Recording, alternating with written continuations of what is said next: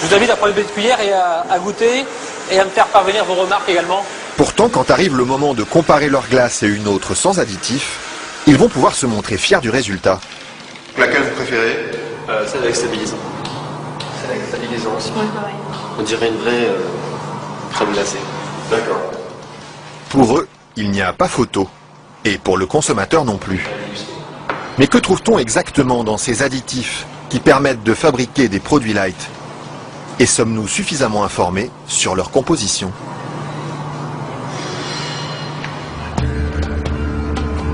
C'est à Vilvoorde, à quelques kilomètres de Bruxelles, que nous sommes allés chercher les réponses. Au bout de cette zone industrielle se cache une usine très discrète, filiale d'un des plus grands groupes chimiques européens. On y fabrique l'un des additifs les plus utilisés par l'industrie, le E441, plus couramment appelé gélatine. Et le responsable commercial de l'usine, Michel Vandenberg, n'est pas peu fier de nous montrer tout ce qu'on arrive à fabriquer avec son produit miracle. Alors je vais vous montrer quelques exemples des principales applications de la gélatine. On a naturellement le secteur alimentaire qui est l'application la plus importante au niveau mondial. Alors, vous avez ici tous les produits gélifiés. Le premier marché pour lui, ce sont les bonbons. Mais on trouve aussi sa gélatine dans des gélules pharmaceutiques, des pellicules photos et même des shampoings. Dites-moi, il y en a partout de produits finalement. Ben, ce serait pas mal qu'il y en ait partout. Mais pour ça, il faut produire toujours plus. Alors ici, l'usine tourne à plein régime. Et la fameuse gélatine de Michel Vandenberg, la voici qui sort, tout au bout de la chaîne.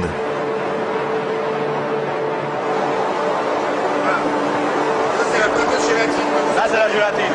Ce sont ces spaghettis qui collent aux doigts. Il faut à peu près 3 à 4 jours pour arriver jusqu'ici. De la préparation de la matière première jusqu'à le séchoir ici. 3 ou 4 jours de transformation dans les entrailles d'une usine où ces immenses cuves remplies d'acide et d'eau bouillante font régner une moiteur tropicale. Et au milieu de cette atmosphère étouffante, il y a un détail qui frappe le visiteur et qui pénètre jusque dans les locaux les plus protégés de l'usine. C'est pourquoi ça? Ah, c'est les odeurs. Elles sont mauvaises ici? Dépend, ça dépend. Une odeur âcre, d'acide et de graisse brûlée qui flotte sur tout le site jusqu'à l'extérieur de l'usine. Et la raison de cette odeur, la voici. C'est la matière première avec laquelle on fabrique la gélatine. Ça c'est la matière première. Nous traitons donc la couenne, la peau de porc. D'accord. De la peau de porc qui arrive par palettes entières dans son usine. Une matière première qui ne lui coûte presque rien et qu'il achète dans toute l'Europe. Ceci vient de Hongrie. Ça vient de Hongrie, d'accord. Voilà. Et tous les jours, près de 150 tonnes de couenne de porc attendent dans ce hangar d'être dévorées par un monstre d'acier au nom évocateur, Dinosaurus.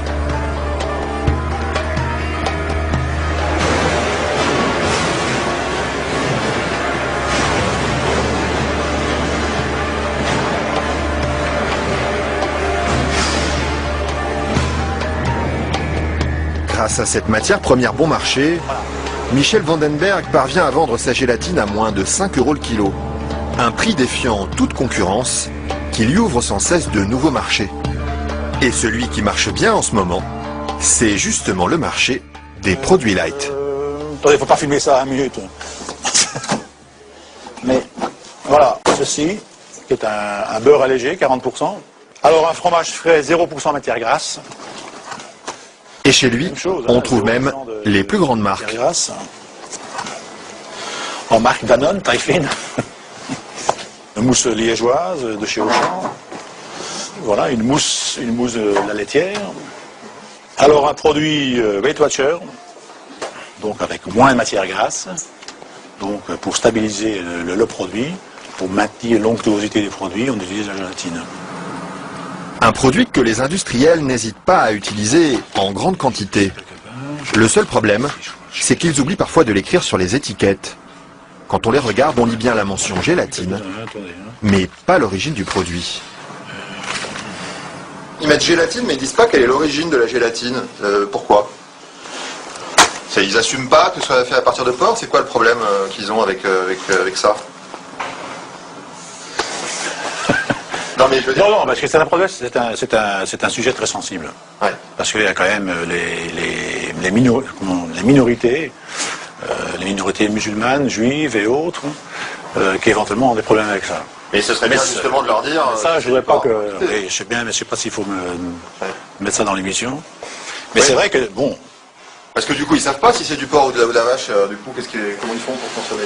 C'est ça le problème, il faudrait peut-être leur dire. Une question qui laisse Michel Vandenberg sans voix et à laquelle aucune marque de l'agroalimentaire n'a souhaité répondre, malgré nos nombreuses sollicitations. À croire que la gélatine de porc est un sujet sur lequel il préfère rester discret. Maintenant, si vous faites une mousse au chocolat chez vous à la maison, moi j'en fais chez moi aussi, je n'utilise pas de gélatine. Hein, mais... Pourquoi ils en utilisent?